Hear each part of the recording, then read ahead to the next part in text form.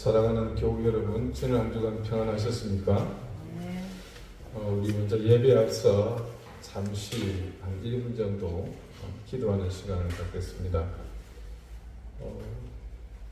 하나님 앞에 예배드리기 앞서 우리 속에 수많은 생각들이 내재되고 또 삶에 여러 질고들이 계속해서 내 생각과 심령을 지배하고 있으면 이 예배를 통해 하나님을 만나는 것이 굉장히 힘들어집니다. 어떤 어려움이 있고 어떤 고민이 있고 또 고통스러운 삶의 현장이 있든지 이 시간 예배를 통해서 하나님을 만날 수 있도록 우리 잠시 그렇게 나를 도와달라고 성령님께 간구하는 시간을 좀 갖겠습니다.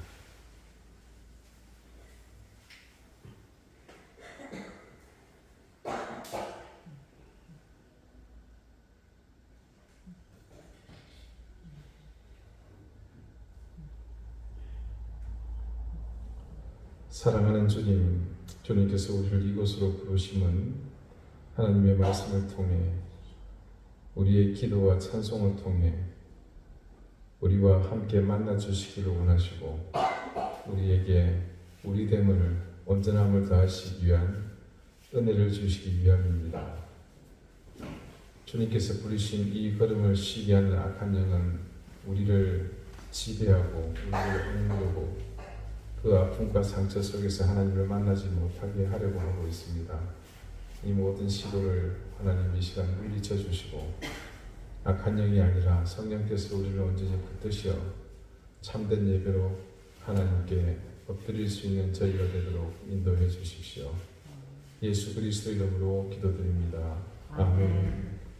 이제 다 같이 자리에서 일어나셔서 부활주일이 지나는 두 번째 주일 예배 하나님께 드리겠습니다.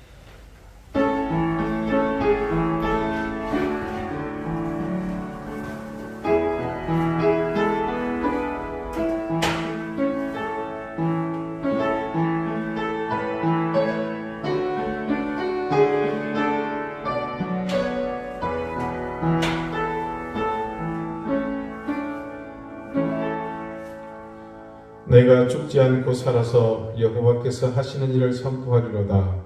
여호와께서 나를 심히 경책하셨어도 죽음에는 넘기지 아니하셨도다. 내게 의의 문들을 열지어다. 내가 거리로 들어가서 여호와께 감사하리로다. 아멘.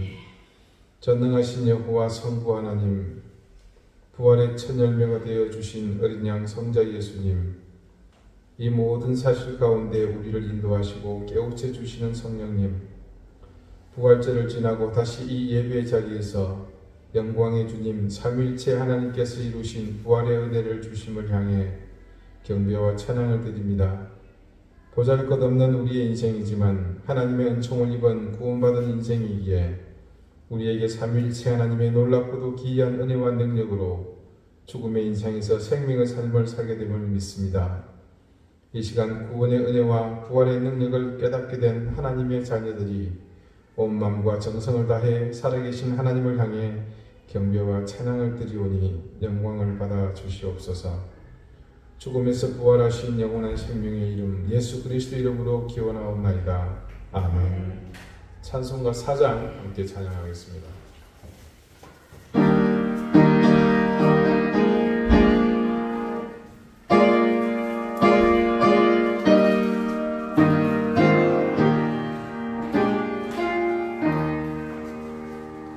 성부 성자와 성령 영원히 영광 받으옵소서.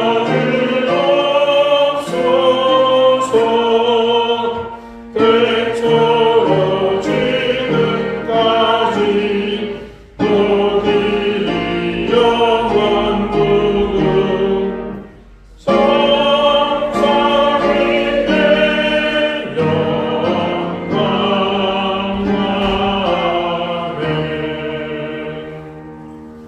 이제 다 함께 참여의 기도를 드리겠습니다. 우리의 연약함을 아시는 주님, 자비로우신 주님의 긍휼 앞에 우리 연약함으로 지은 모든 죄와 허물을 고백합니다. 주님의 은혜와 사랑을 받은 바 되었지만 우리 마음에는 여전히 욕심이 가득하고 혈기와 분노가 넘쳐나며 시기와 질투로 가득 채워져 있습니다. 죄를 벗삼고 세상의 연락에 빠져 살았던 우리의 심령은 온통 짙고 검은 죄악들로 가득 차 있습니다. 오랜 방탕으로 우리의 영적 감각은 무디어져 하나님의 말씀 앞에서 우리 심령은 녹아내리지 못하며 도리어 경고하기 이를 데 없는 강박함으로 두꺼운 껍데기를 둘러쳤습니다. 물질을 따라 민첩하게 움직이며 작은 이익을 따라 양심과 신앙을 가벼이 여기며 일말의 고민도 없이 그 죄의 길을 주저함없이 달려갔습니다. 우리의 이런 안타까운 모습을 보시며 가슴 아파하실 주님의 마음을 헤아리지 못하며 그저 육신의 정욕을 따라 살았습니다. 주님, 우리의 이런 악한 행실을 용서해 주십시오. 이제 죄악의 굴레를 벗어버리고 주님의 사랑으로 온전히 죄를 씻기 원합니다. 주여, 우리를 불쌍히 여겨 주옵소서. 이제는 하나님과 나만이 아는 은밀한 죄를 생각하며 계속해서 침묵 가운데 참회의 기도를 드립니다.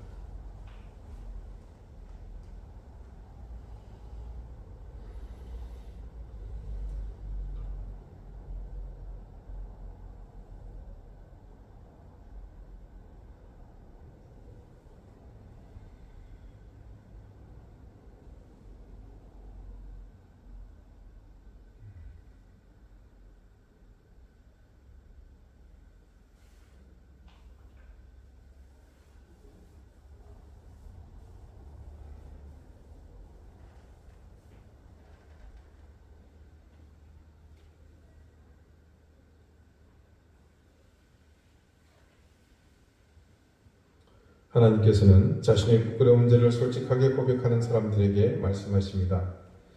여호와께서 말씀하시되 오라 우리가 서로 변론하자. 너희의 죄가 주홍 같을지라도 눈과 같이 희어질 것이요 진홍같이 붉을지라도 양털같이 희게 되리라. 아멘. 이제는 사도신경으로 우리의 신앙을 고백하오니 나는 전능하신 아버지 하나님 천지의 창조주를 믿습니다. 나는 그의 유일하신 아들 우리 주 예수 그리스도를 믿습니다. 그는 성령으로 잉태되어 동정녀 마리아에게서 나시고 본디오 빌라도에게 고난을 받아 십자가에 못 박혀 죽으시고 장사된 지 사흘 만에 죽은 자 가운데서 다시 살아나셨으며 하늘에 오르시어 전능하신 아버지 하나님 우편에 앉아 계시다가 거기로부터 살아있는 자와 죽은 자를 심판하러 오십니다. 나는 성령을 믿으며 거룩한 공교회와 성도의 교제와 죄를 용서받는 것과 몸의 부활과 영생을 믿습니다. 아멘. 자리에 앉으시기 바랍니다. 이제 다 함께 성시를 교독하겠습니다. 성시는 교독문 44번 시편 100편입니다.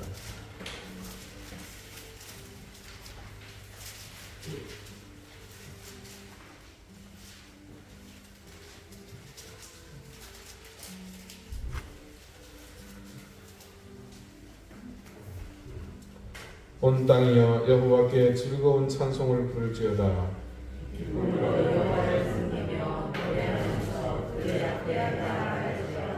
여호와가 우리 하나님이신 줄 너희는 알지어다. 그는 우리를 지으시며 우리는 그의 것이니 그의 백성이여 그의 기르시는 양이로다. 감사함으로 그의 문에 들어가며 찬송함으로 그의 궁정에 들어가서 그에게 감사하며 그의 이름을颂颂할지어다. 여호와는 선하시니 그의 인자심이 영원하고 그의 선자심이 대대에 이르리로다. 아멘. 기도드리겠습니다. 부활의 능력으로 우리와 함께 하시는 주님, 우리의 연약함은 이제 부활의 능력으로 온전하게 되었으며 사망의 권세가 결코 우리를 엄물하지 못하는 은혜를 누리게 되었음을 감사합니다. 죽음의 권세를 이기신 주님, 주님의 그 승리가 우리의 승리가 되며 우리의 부활이 될 줄 믿습니다. 첫사람 아담의 범죄 이후 인생은 모든 것이 불완전하며 죄에 밀접하여 그 생이 근본에서부터 고난이며 고통이며 또한 환난뿐임을 부인할 수 없었습니다. 오늘 우리는 이 세상에 주님이 그 죄의 권세를 몰아내신 승리의 주로 오심을 믿기에 우리의 온 마음과 정성으로 부활의 주님을 마음껏 부르게 되었습니다. 전염병의 위협이 일상이 되면서 지쳤던 우리의 삶이 이제 조금씩 회복하려 합니다. 이 땅의 교회가 그동안 움츠렸던 모든 상황에서 자유롭게 하시며 이제 주님의 권능으로 마음껏 날개짓하게 해주십시오. 지난 팬데믹 상황에서 교회는 심각한 위기로 빠져들었습니다. 남의 일이 아니라 우리의 교회이며 우리의 현장이기에 더욱 우리는 그 상황의 엄중함을 뼈저리게 느끼며 더욱 정직한 신앙과 바른 믿음을 갖기 위해 매주 우리는 말씀 앞에서 우리 자신을 단금질하고 있습니다. 우리의 노력이 헛되지 않게 하시고 조금씩 어린 싹이 자라듯 우리의 신앙, 우리의 믿음이 그렇게 자라게 해주십시오. 나라와 민족의 혼란을 보면서 비난하거나 비판하기보다 정죄하기보다 안타까운 마음으로 책임감을 가지고 하나님의 자비를 구하는 기도를 드리게 하시고 세파에 휩쓸려 뇌화부동하지 않게 해주시기를 간절히 구합니다. 나 한 사람이 성숙해지고 거룩해지면 그 빛을 보는 많은 사람들이 빛의 그늘이신 주님을 보게 될 것이고 그는 우리의 빛된 삶은 이 땅에 불의와 거짓이 발붙일 곳이 없도록 할 것임을 온전히 깨닫게 해주십시오. 지금 이 땅은 너나 할 것 없이 온 세상의 하나로 이어진 지구촌 시대입니다. 자신의 욕망을 채우려는 어리석음으로 지구촌의 질서를 어지럽히는 행동은 결국 함께 멸망하는 홍미를 부를 뿐임을 잘 알게 해주시고 전 근대적 사고에서 벗어나지 못해 온갖 야욕으로 모두를 파멸함을 구하는 푸틴의 망상이 속히 꺾이게 해주십시오. 전쟁의 화마에서 가족을 잃고 삶의 태를 잃은 우크라이나에 어서 속히 평화가 깃들게 해주십시오. 우리 사랑하는 방주교회 교우들의 형편을 잘 아시는 주님, 이제 그 위축된 교우들 가정을 생업 위에 은혜를 더해 주시기를 기도합니다. 자녀들의 앞길을 활짝 열어주시기를 기도합니다. 가정의 평강을 더해 주시고 무엇보다 질고로 고통받는 지체들에게 하나님의 자비와 은총을 넘치게 더하시어 하루하루 그 육신이 강건해지며 온전해지게 해주시기를 간절히 구합니다. 오늘 거룩한 주의 날에 드리는 이 예배가 그런 확신과 믿음의 결단의 장이 되게 하시고 이제 우리 앞에 부활의 정인으로 살아가야 할 사명을 다시금 새롭게 하는 시간이 되게 해주십시오. 이제 말씀을 듣습니다. 가난하고 겸손한 마음을 주시고 사람의 음성이 아니라 하나님의 말씀으로 듣게 해주시고 우리 속에 있는 선입견과 편견 그리고 이기심과 교만을 버리고 온전히 말씀에 녹아내리는 은혜를 더해 주십시오. 우리가 드리는 기도와 찬송을 기쁘게 받으시고 영광을 받아 주십시오. 죽음의 군세를 이기신 예수 그리스도 이름으로 기도드립니다. 아멘.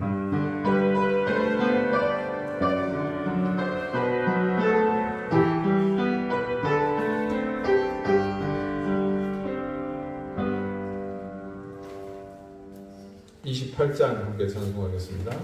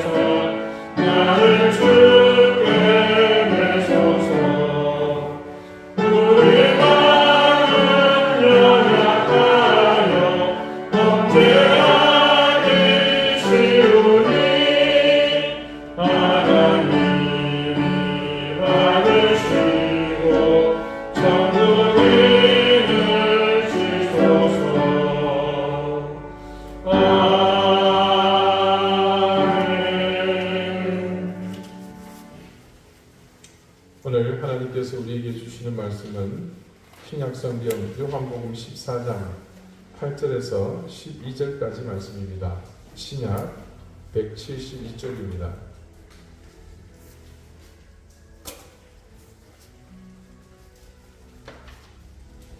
오늘은 앉은 채로 한 절씩 교독하도록 하겠습니다. 요한복음 14장 8절에서 12절 함께 교독합니다. 빌립이 이르되 주여 아버지를 우리에게 보여주옵소서 그리하면 족하겠나이다. 예수께서 이르시되 빌립아 내가 이렇게 보이는 이에게 내가 나를 알지 못하냐 나를 본 자는 아버지를 보거늘 어찌하여 아버지를 보리라. 내가 아버지 안에 거하고 아버지는 내 안에 계신 것을 네가 믿지 아니하느냐. 내가 너희에게 이르는 말은 스스로 하는 것이 아니라 아버지께서 내 안에 계셔서 그의 일을 하시는 것이라. 내가 아버지 안에 거하고 아버지께서 내 안에 계심을 믿으라. 그것이 행하겠거든 나는 그 일로 말미암아 같이 읽죠. 내가 진실로 진실로 너희에게 이르노니 나를 믿는 자는 내가 하는 일을 그도 할 것이요 또한 그보다 큰 일도 하리니 이는 내가 아버지께로 가니라. 아멘. 하나님께서 이 말씀으로 우리에게 은혜 주시기를 원합니다.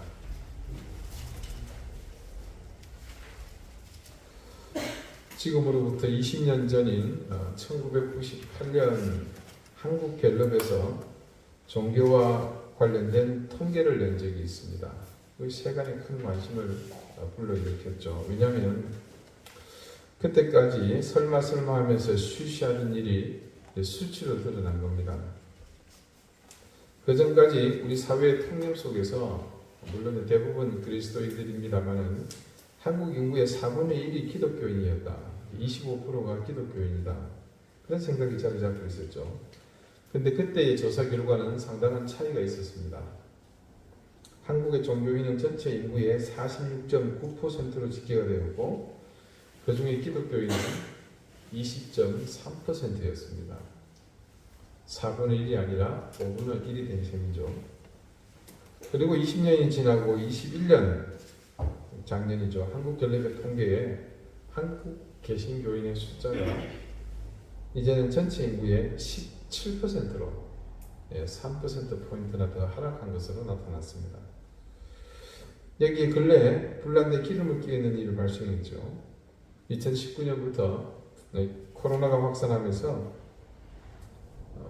일부 교회가 정부 주도의 방역 방침에 맞섰죠. 현장 예배를 무조건 금지하는 것에 대한 반발이었습니다. 그런 과정에서도 사회를 향해서 교회가 너무 많은 이기적인 모습을 보였었습니다. 때마침 기다렸다는 듯이 그때 교회를 떠난 사람들이 더 많아졌습니다. 그래서 현재 대략 추산하기는 조금 전 보았던 그 수치에서 약 40% 정도가 더 빠져나갔을 것으로 잠정 추정을 하는데 아마 거의 정확할 겁니다. 왜 이런 통계가 나올 수밖에 없었던 것일까? 이전 통계가 나왔을 때 이에 대해서 일부 전문가들의 의견은 기독교가 다른 종교와 다른 독특한 정체성을 가지고 있기 때문이다. 소위 말하는 유일신 사상이죠. 그때 사람들에게 왜 교회 다니냐고 물었습니다. 그러니까 전체 대답한 교인 중에 67%가 3분의 2죠. 그분들은 마음의 평안을 얻기 위해서라고 답했습니다. 12%는 복을 받기 위해서, 나머지 12%는 죽은 뒤에 천국에 가기 위해서, 그리고 7% 정도의 사람들은 삶의 의미를 찾기 위해서라는 답을 내놓았습니다. 물론 교회 다니면서 마음의 평안을 얻고 또 복받고 천국에 가고자 하는 기대가 큰 잘못은 아닙니다. 그러나 그런 기대에서 반해 삶의 의미를 찾고 그래서 세상 사람들과는 구별된 올바른 삶을 살고자 하는 기독교인들이 7%에 채 지나지 않았다는 것은 현대를 살아가는 크리스천들의 정체성에 뭔가 중대한 결함이 있는 것은 아닌가 생각해 보게 됩니다. 어떤 분이 이런 결과에 대해서 다음과 같이 단정적으로 한마디 하셨습니다. 이런 통계는 기독교인들의 삶을 결정하는 궁극적인 기초가 예수님께 두어져 있지 않기 때문에 오는 문제다. 오랫동안 신앙생활을 해오시는 권사님이 뺀질 교회 잘 안 나오는 아들 때문에 늘 걱정입니다. 이 권사님의 평생 소원, 기도의 제목은 아들이 열심히 교회 출석해서 보란듯이 신앙생활을 하는 그거 하나입니다. 하지만 아들들의 이유가 있습니다. 셀러리맨으로 회사에 이제 눈코 뜰 수 없이 바쁜데 어머니가 바라는 그런 신앙생활을 한다는 것이 현실적으로 불가능합니다. 교회 학교 봉사하고 찬양대 봉사하고 주차 안내하고 남성계 출석하고 엄마 아니 나들은 돈도 벌지 말고 그냥 손가락 빨면서 교회나 다니란 말이에요. 아들이 어머니의 강권에 대해 불평을 늘어놓자 그 권사님이 이렇게 대답합니다. 내가 너희들을 예수 믿으라고 했지 누가 예수처럼 살라고 하더냐. 이 권사님 말씀이 시사하는 바가 아주 큽니다. 결국 여기서 미루어 짐작하건대 우리에게 있는 병증은 예수를 믿는 것과 그분의 말씀을 따라 사는 그분처럼 사는 것. 이게 전혀 별개로 구별된 채 여태껏 그렇게 살아왔다는 겁니다.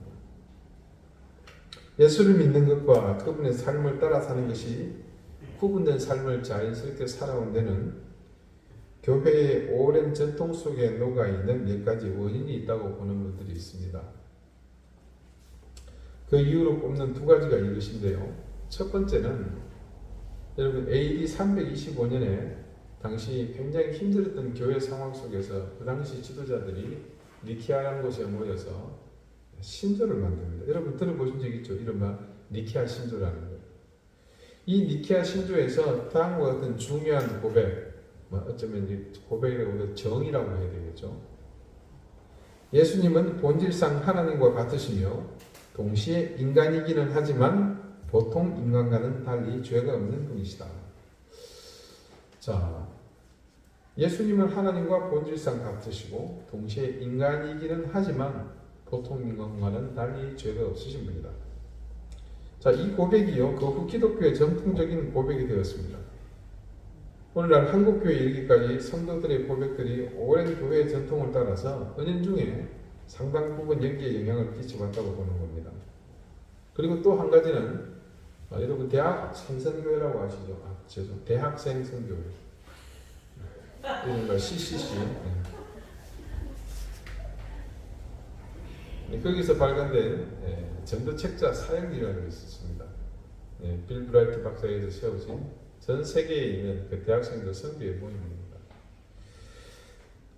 소책자의 영향, 사형리식 사고라는 말을 저는 덧붙입니다만 오늘날 많은 한국의 교회들이 이 소책사에서 나열한 내용을 기독교의 근본 진리로 생각하고 있습니다.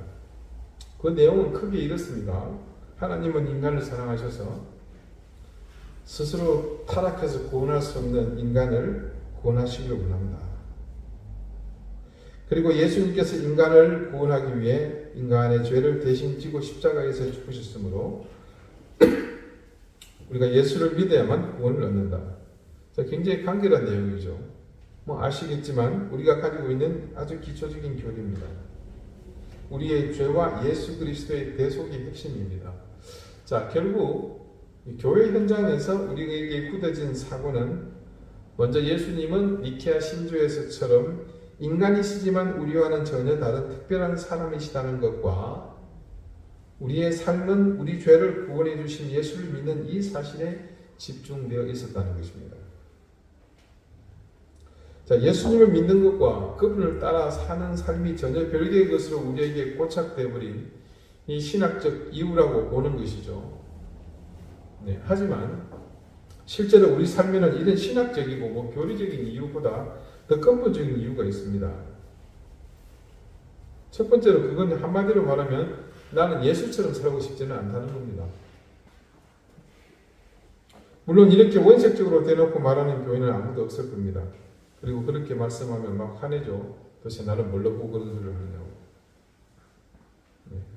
그러나 스스로 자신의 내면을 깊이 들여다보면 예수님께서 사셨던 삶을 살지 못하게 만드는 교리적인 명분 뒤에는 바로 이와 같은 지극적인 인간적인 이유가 도사리고 있는 것을 발견할 수 있죠. 두 번째는요, 이보다 좀 더 가슴에 와닿는 이유가 있는데, 예수님처럼 살고 싶지 않은 이유, 그것은 힘들다는 겁니다. 예전에 제가 이 내용을 여러분에게 말씀드린 적이 있는 것 같은데, 왜 예수님처럼 살고 싶지 않을까? 예수님의 삶이 올바른 삶이었다면 당연히 그분처럼 살아야 하지 않겠는가? 이게 이 크리스천들의, 기독교인들의 마땅한 삶의 자세가 아니겠는가? 물론 100번, 1000번 지당한 말씀입니다. 그러나 그거는 청소년 때나 대학생 때까지는 할 수 있는 말이지, 이런 복잡한 사회 구조 속에서 그것도 성경의 가르침과 대비되는 부정부패, 비리가 많이 난 이 구조 속에서 사는 성인 기독교인들에게는 쉽게 그렇게 말하기가 어렵습니다. 여러분 자녀 중에 혹은 주변에 보면요, 고등학교 때는 학생회장도 하고 대학 다닐 때는 단기 선교도 나가고 그렇게 열심히 했지만 지금 교회 잘 안 나오는 그런 상황들이 있죠. 그것보다 보시면 됩니다. 오늘날 이 시대에 예수처럼 사는 것은 아무리 생각해보다 너무 힘들고 너무 어렵고 너무 고통스럽고 너무 손실이 큽니다. 요즘같이 각박하고 살아가기 힘든 세상에, 그래서 누구도 예수님과 같은 삶을 사는 사람을 눈 씻고 찾아보기 힘든 시대에 그렇게 산다고 하는 것은 달인을 만나다, 생활의 달인에서는 나올 법한 비범한 사람의 삶입니다. 우리도 마땅히 예수의 삶을 살아야 하는 줄은 알지만 이제는 대놓고 피하고 싶은 것이 우리 실제 마음이고, 이것이 우리들의 내적 현실에서의 정말 중요한 고민입니다. 사실 우리는 누구나 예수님처럼 살기보다는 우회하며 살거나 회피하면서 기독교인으로 남을 수 있기를 기대합니다. 그러나 우리가 이건 알아야 합니다. 예수님을 따라 사는 길이 아무리 힘든 길이라 하더라도 예수님의 길을 떠나서 그리스도인이 될 수 있는 방법은 없습니다. 믿음의 길은 반드시 예수님과 함께 가야 할 길입니다.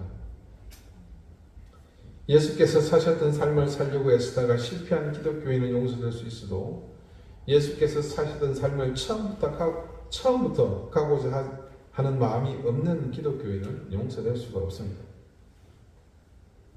물론 예수께서 사셨던 삶을 사는 일이 힘들고 어려운 것은 분명한 사실입니다. 하지만 이 길을 피하고서 기독교인으로서 남을 수 있는 길은 사실상 없습니다. 우리가 할 수 있는 일은 예수님께서 사셨던 삶을 애써 외면하는 것이 아니라 오히려 용기를 가지고 예수님의 삶을 마주 대하고 그 삶을 자신의 삶으로 살아냄으로써 주님의 참 제자가 되는 것입니다. 그러기 위해서 우리에게서 먼저 기존의 생각을 벗어난 관점의 전환이 필요합니다.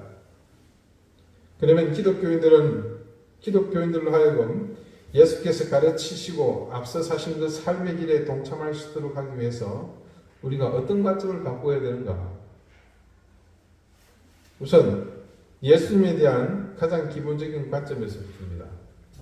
그것은 뭐냐면 예수님은 태어날 때부터 하나님이셨다는 생각을 바꿔야 합니다. 예수께서 이 땅에 태어나실 때는 그분도 우리와 똑같은 인간이셨습니다. 이 사실을 직시하는 것이 무엇보다 중요합니다.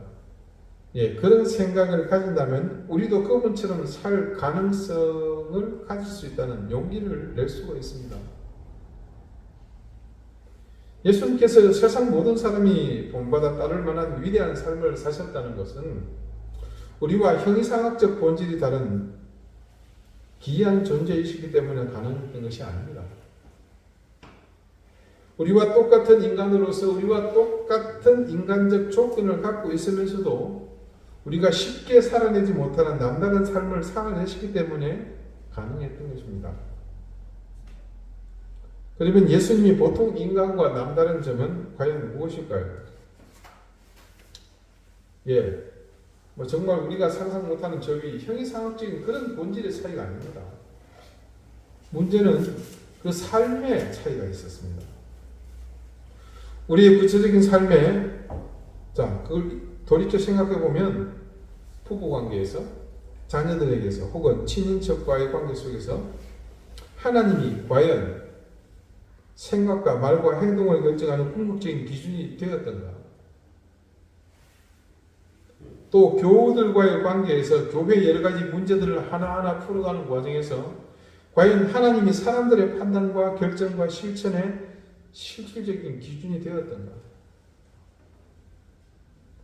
더 나아가서 과연 하나님은 일터와 직장, 그리고 우리가 당면한 사회 문제에 있어서 판단과 결정과 실천의 실질적인 기준이 되었던가? 여러분, 하나님을 믿는다는 말은 하나님이 매 순간 우리의 구체적인 삶을 결정하고 바로 세우는 궁극적 기준이 되고 있다는 뜻일 겁니다. 그러냐면 하는 순간 사람들은 자신의 구체적인 삶 속에서 하나님을 믿지 않고, 그렇기 때문에 하나님의 뜻을 따라서 살지 못하고 있었습니다. 정직하게 말하자면 권력이나 돈, 재물이나 부동산, 인기나 명예, 지위나 권위 같은 것을 삶을 결정하는 보다 중요한 기준으로 생각하는 사람들이 대부분입니다. 결론적으로 말해서 사람들의 삶에서 하나님이 설 자리가 눈 씻고 찾아봐도 없다는 것이죠. 예수님께서 그 부분이 우리와 달랐습니다. 예수님께서는 삶의 매 순간을 하나님과 함께 했습니다. 자기 욕망의 마지막 찌꺼기까지 그의 마음속으로부터 다 제거하시고 그의 전체 삶이 하나님의 뜻과 일치되도록 하셨습니다. 예수님은 당대에 천대받던 어린이나 여인들, 장애인들, 그리고 심지어 세리나 창기들을 대하실 때 당신의 판단과 행동의 기준은 세상의 논리가 아니라 하나님이셨습니다. 권력을 등에 업고서 권세를 부리던 백성의 관원이나 제사장, 기득권층을 대할 때도 하나님은 역시 예수님의 생각과 말과 행동을 결정하는 유일한 그리고 궁극적인 기준이었습니다. 예수님에게 있어서 매 순간 그분의 삶을 결정하는 궁극적인 기준은 하나님 뿐이셨고 그 어떤 무엇보다도 예수님의 삶에 끼어들 여지가 없었습니다. 그런 의미에서 예수와 하나님은 하나이셨습니다. 만약 예수께서 하나님의 아들이나 하나님 자신으로 높여질 만한 마땅한 이유가 있었다면 그것은 예수께서 우리와 본질적으로 다른 어떤 특이한 본질을 가지고 있었기 때문이 아닙니다. 우리와 똑같은 인간이었음에도 불구하고 자신의 삶을 철저히 하나님의 뜻에 일치시키는 삶을 살았다는 것, 바로 크기의 의미를 두는 것이죠. 저는 이런 점에서 예수께서는 본래 하나님과 하나이셨다는 빌립보서나 요한복음의 말씀을 바로 이런 각도에서 이해해야 한다고 생각합니다. 예수님을 하나님과 동일시하여 말하는 것은 예수님이 보통 인간과는 전혀 다른 본질을 가졌다는 형이상학적 주장을 말하는 것이 아니라 예수님의 삶에 있어서 하나님과 완전히 하나로 일치되어 있었다고 하는 예수 그리스도의 삶의 특징을 증언하고 있다는 것입니다. 다시 말하면 예수는 그 자신의 삶 속에서 하나님의 뜻과 완전한 일치를 이루었기 때문에 예수를 본 사람은 예수 안에 살아계신 하나님을 볼 수 있다는 것을 증언하고 고백하는 것이라 이렇게 말하는 겁니다. 요한복음 7장 15절에서 17절 이 말씀에서 증거하는 내용을 잠깐 보겠습니다. 유대인들이 놀랍게 여기에 이르되 이 사람은 배우지 아니하였거늘 어떻게 그를 아느냐 하니 예수께서 대답하여 이르시되 내 교훈은 내 것이 아니요 나를 보내신 이의 것이니라. 사람이 하나님의 뜻을 행하려 하면 이 교훈이 하나님께로부터 왔는지 내가 스스로 말함인지 알리라. 자, 이 구절은 예수님의 가르침이 하나님으로부터 비롯된 것임을 증언하고 있죠. 같은 요한복음 10장 37절과 38절입니다. 만일 내가 내 아버지의 일을 행하지 아니하거든 나를 믿지 말려니와 내가 행하거든 나를 믿지 아니할지라도 그 일은 믿으라. 그러면 너희가 아버지께서 내 안에 계시고 내가 아버지 안에 있음을 깨달아 알리라 하시니. 여러분, 여기에서 예수께서는 자신을 믿을 수 있는 근거로서 자신의 일을 가르치고 있습니다. 자신의 일이 하나님으로부터 비롯된 일이 아니면 믿지 않아도 좋다는 말입니다. 그러나 자신의 일이 하나님으로부터 비롯된 것임을 믿을 수 있다면 그 일, 곧 예수님의 삶을 통하여 자신 안에 하나님이 계시고 자신의 삶이 하나님 안에 있음을 알게 될 것이라고 증거하십니다. 자, 그래서 오늘 본문 말씀입니다. 빌립이 예수님께 아주 중요한 교리적인 질문을 던졌죠. 빌립이 이르되 주여 아버지를 우리에게 보여주옵소서 그리하면 족하겠나이다. 예수께서 이르시되 빌립아 내가 이렇게 오래 너희와 함께 있으되 네가 나를 알지 못하느냐? 나를 본 자는 아버지를 보았거늘 어찌하여 아버지를 보이라 하느냐? 내가 아버지 안에 거하고 아버지는 내 안에 계신 것을 네가 믿지 아니하느냐? 내가 너희에게 이르는 말은 스스로 하는 것이 아니라 아버지께서 내 안에 계셔서 그의 일을 하시는 것이라. 내가 아버지 안에 거하고 아버지께서 내 안에 계심을 믿으라. 그렇지 못하겠거든 행하는 그 일로 말미암아 나를 믿으라. 자, 이 말씀에 따르면 예수님께서는 자신을 본 사람은 하나님을 보았다고 말씀하십니다. 그런 사실의 근거는 자신의 본질이 아니라 자신의 본질이 하나님과 본질과 같다는 데 있는 것이 아니라 자신의 말과 행동이 자신이 행하는 일이 하나님으로부터 비롯되었다는 데에 있다는 겁니다.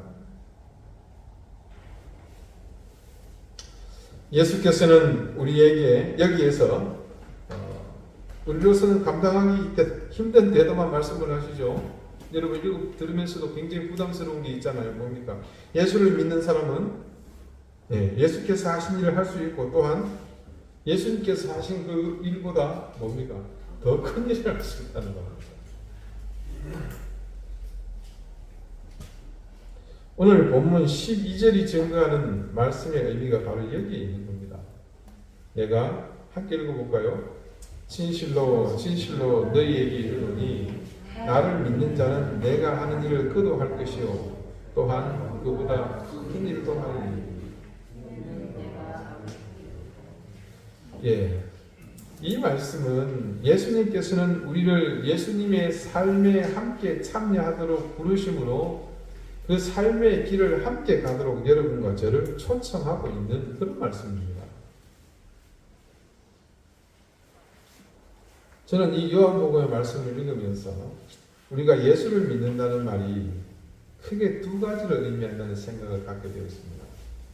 첫 번째는요, 예수를 믿는다는 말은 한 인간으로서의 예수의 삶이 온전히 하나님으로부터 비롯된, 다시 말하면 철저히 하나님의 뜻에 일치된 삶이었다는 것을 믿는다는 말입니다. 두 번째는요, 예수를 믿는다는 말은 나도 예수께서 걸어가셨던 삶의 길, 곧 구체적인 삶의 순간들 속에서 철저하게 하나님의 뜻을 따라 사는 그 삶의 길을 누구와 더불어, 예수님과 더불어 걸어가겠다는 말이다. 그래서 예수를 믿는다는 것을 저는 그렇게 규정해 보았습니다. 자, 여러분, 전자가 예수와 하나님의 일치를 말한다면 후자는 뭡니까? 예수와 나의 일치를 말한다고 할 수 있습니다. 그래서 천국에는 어떻게 됩니까? 하나님과 예수님과 누가? 내가 일치된 삶을 사는 겁니다.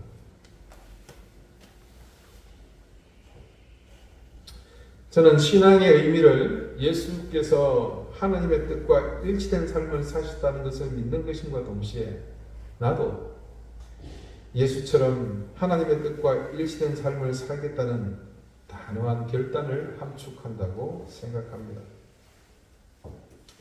이 둘은 반드시 함께 존재해야 하는 동전의 앞뒷면과 같다는 생각입니다.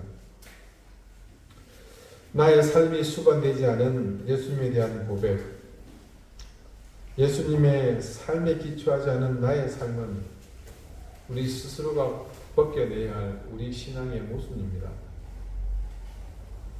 만약 우리가 예수님의 삶 속에서 살아계신 하나님을 발견할 수 있다고 한다면 우리 주변의 많은 불신자는 우리의 삶 속에서 살아계신 하나님을 발견할 수 있을 것입니다. 예수 그리스도의 삶에 기초한 우리 그리스도인들의 삶, 바로 여기에 기독교 윤리의 회복의 길이 있습니다. 그리고 또한 오늘 한국교회가 앓고 있는 모든 병증을 해결할 수 있는 길이 있습니다. 여러분, 이것만큼은 꼭 기억합시다. 예수를 믿는 것과 예수를 사는 것은 하나입니다. 이제 끝으로 두 가지 질문을 여러분께 던집니다. 우리는 자신의 삶을 하나님의 뜻과 철두철미 일치시키셨던 예수의 삶이 정말 참되고 올바른 삶이라고 믿고 있는가? 또 한 가지는 우리는 이러한 예수의 삶을 우리 일생의 삶을 통하여 그렇게 살아보기를 원하는가? 예측되는 대답이 있는 질문이지만 손쉽게 대답할 수 있는 질문도 아니라고 생각합니다. 그러나 만약 이 두 개의 질문에 우리가 마음으로부터 우러나오는 아멘을 할 수 있다면 우리는 이제 예수님을 믿는 것으로 그치지 않고 예수님의 모습으로 살기를 시작할 준비가 되었다고 할 수 있을 겁니다. 절대 쉽지 않은 삶입니다. 엄청난 도전과 위협이 여러분 앞에 기다릴 것입니다. 지금 여러분의 삶에서 더 많은 헌신과 희생을 요구하는 삶이 될 것입니다. 그러나 우리가 매주일 여러분에게 입버릇처럼 반복하는 한 가지, 바로 이것을 위해서 우리는 그것을 할 수 있습니다. 올바른 믿음과 정직한 신앙, 우선 바로 그분을 믿으며 또한 그분으로 사는 것입니다. 모쪼록 예수님처럼 살기를 시작하는 여러분들 위해 하나님께서 늘 동행해 주시기를 바랍니다. 저는 확실하게 믿습니다. 죽음의 권세를 이기시고 부활하신 그분이 우리의 주가 되시기에 우리의 이런 의지는 반드시 열매를 맺을 것입니다. 그리고 그 목표를 향해 가는 우리에게 그분은 반드시 자신의 힘을 더해 주실 것을 믿습니다. 기도드리시겠습니다. 예수님을 믿기만 했습니다. 그러면 모든 것이 다 해결되고 그것이 끝이라 생각했습니다. 이제는 예수님처럼 살기를 작정합니다. 쉽지 않고 힘든 일이지만 주님께서 그러셨던 것처럼 하나님께서 힘을 주시고 동행해 주시면 우리도 할 수 있습니다. 우리도 예수 믿는 달인이 되게 해주시고 우리 힘으로 감당하려는 무모함보다 하나님의 힘을 의지하는 길을 깨닫게 해주십시오. 사방의 권세를 깨뜨리고 부활하신 주님의 권능이 우리와 함께 한다는 사실을 기억하며 그 능력으로 우리를 붙들고 계신 주님을 더욱 의리하게 해주십시오. 하나님을 따라 이 땅에 온전한 인간으로 사셨던 예수 그리스도 이름으로 기도드립니다. 아멘. 325장 함께 찬송합니다.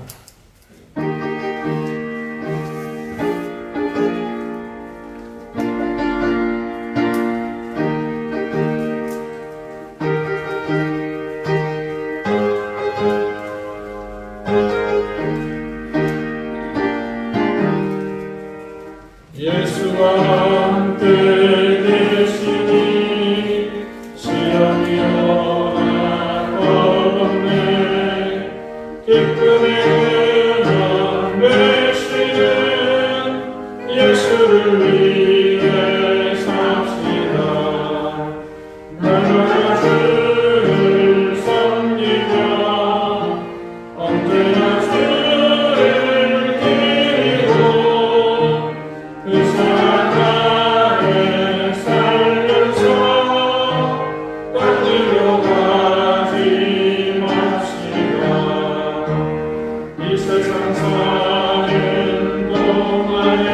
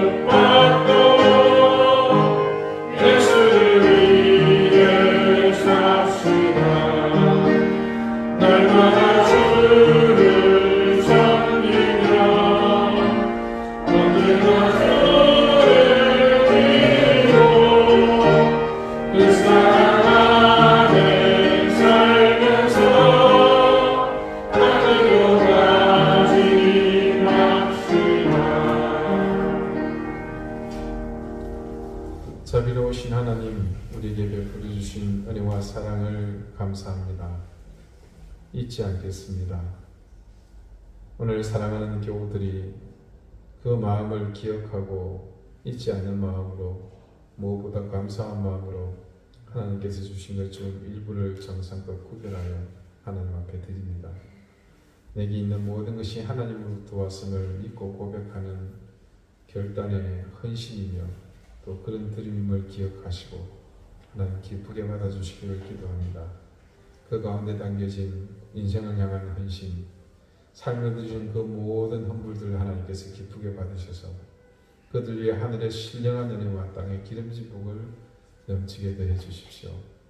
무엇보다 하나님 육신의 실고가 속히 물러가게 도와주시고 어려운 형편이 속히 풀려지게 하시며 자녀들의 앞길이 형통하며 하나님께서 굳건히 붙으시는 은혜의 손길이 늘 함께할 수 있게 해주십시오. 이 코로나의 위협 속에서 속히 우리가 벗어나게 인도해 주시고 우리 교우들 그런 위협 속에서도 건강을 잃지 않도록 하나님께서 매 순간 불꽃 같은 눈으로 지켜주시기를 간절히 구합니다. 감사드리며 예수 그리스도 이름으로 기도드립니다. 아멘. 예, 교회 소식 뭐 특별한 건 없고요. 돌아오는 화요일에 제가 속한 제주노회가 있습니다. 여러분들 위해서 함께 기도해 주시기 부탁드리겠습니다. 우리 계속해서 연약한 교우들을 위해서 함께 기도해 주시고 우리 서실봉 사모님 지난주에 코로나 감염 때문에 참석 못 하시는데 오늘 뵐 수 있어서 감사합니다. 그리고 오랜만에 유미라 집사님 오셨어요. 네, 감사합니다. 마치시고 함께 교제하시고 이렇게 하셨으면 좋겠습니다. 매주 성전 청소를 해주시는 귀한 손길들이 있습니다. 또 여러 가지 모양으로 섬기시고 또 기도하는 분들에게 이렇게 감사를 드립니다. 이제 다 같이 자리에서 일어나셔서 앞뒤 좌우에 계신 분들과 다정하게 인사를 나누시겠습니다. 네, 54장님께 찬송하겠습니다.